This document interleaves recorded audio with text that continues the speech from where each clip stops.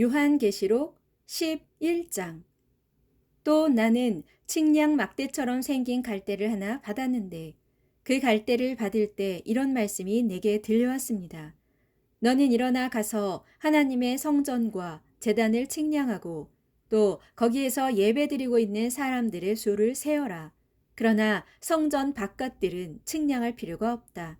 그곳은 이방 사람들에게 내준 곳이기 때문이다. 그들 이방인들은 42개월 동안 이 거룩한 도성을 짓밟을 것이다. 내가 나의 두 증인을 세우고 그들에게 권세를 줄 터인데 그들은 굵은 베옷을 입고 1260일 동안 예언을 선포할 것이다.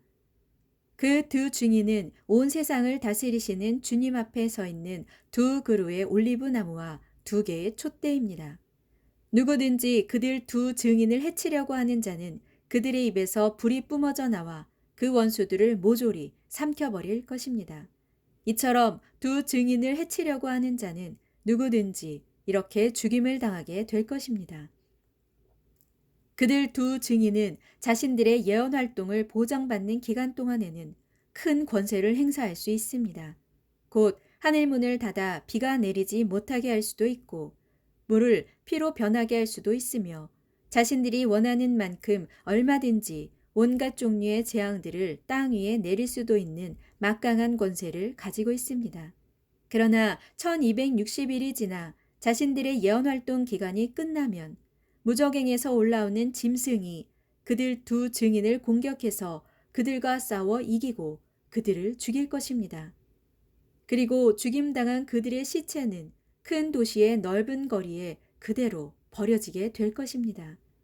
이 큰 도시는 영적으로는 소돔 또는 이집트로 불리기도 하는 곳으로 두 증인을 세운 주께서도 바로 이곳에서 십자가에 못 박혀 죽으셨습니다. 그러면 세상의 모든 사람들, 곧 여러 백성들과 종족들과 언어들과 나라들로부터 올라온 사람들이 사흘 반 동안 거리에 버려진 두 증인의 시체를 구경할 것인데 사람들은 두 증인의 시체가 안장되는 것을 결코 허락하지 않을 것입니다.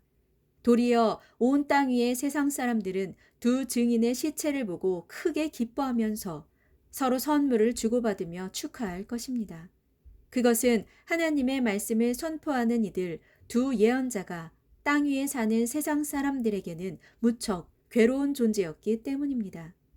그러나 사흘 반이 지난 뒤 하나님께로부터 나온 생명의 기운이 죽임당한 두 증인 속으로 들어가자 그들이 제 발로 일어나 우뚝 섰습니다. 그러자 그 광경을 본 세상 사람들은 큰 두려움에 사로잡혔습니다. 그때 다시 살아난 두 증인을 향하여 하늘로부터 큰 음성이 들려왔습니다. 이리로 올라오너라. 그 음성을 듣고서 두 증인은 모든 원수들이 지켜보는 가운데 구름을 타고 하늘로 올라갔습니다. 바로 그 시각 큰 지진이 일어나 그 도시의 10분의 1이 파괴되는 과정에서 무려 7천 명의 사람들이 죽었습니다. 그러자 살아남은 사람들은 큰 두려움에 휩싸여 하늘에 계신 하나님께 영광을 돌렸습니다. 이렇게 해서 두 번째 재앙이 지나갔습니다. 그러나 곧이어 세 번째 재앙이 닥칠 것입니다. 마침내 마지막 일곱째 천사가 나팔을 불자 하늘에서 큰 음성이 들려왔습니다. 온 세상의 모든 나라들이 이제 우리 주님과 그리스도의 것이 되었으니 주님께서 영원 무궁토록 다스리실 것이다. 그러자 하나님 앞에 자기 자리에 앉아있던 24장로가 다 함께 엎드려 하나님께 경배하며 말했습니다. 지금도 계시고 전에도 계시던 전능하신 주 하나님 감사합니다. 하나님께서는 크신 권능으로 세상 나라들을 다스리기 시작하셨습니다. 이에 문 나라들이 분노하여 대들었으나 도리어 그들이 주님의 진노를 초래했을 뿐입니다.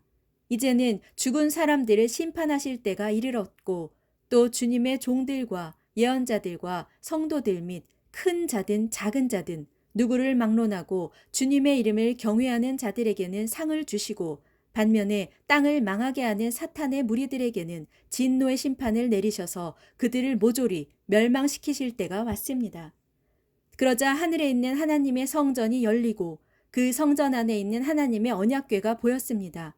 그와 동시에 번개가 번쩍이고 요란한 소리와 천둥이 울리고 큰 지진이 일어나고 큰 우박이 쏟아져 내렸습니다.